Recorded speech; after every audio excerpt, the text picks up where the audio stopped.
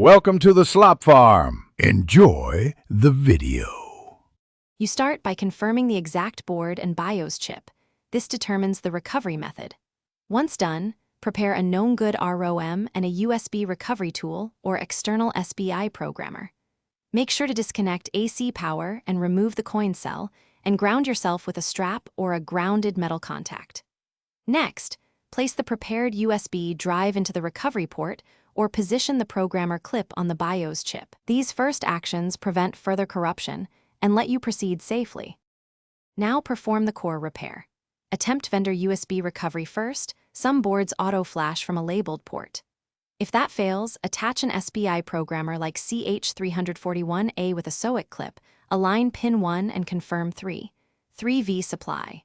Read and save the existing dump as a backup, then verify the good ROM matches your board.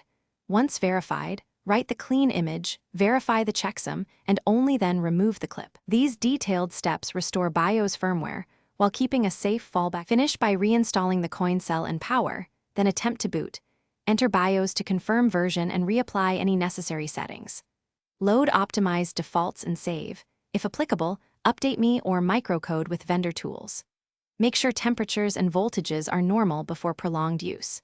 If the system refuses to post, repeat programming with verified voltages, try an alternate ROM or programmer, and, as a critical troubleshooting tip, seek board-level reflow or professional repair if the chip or traces appear physically.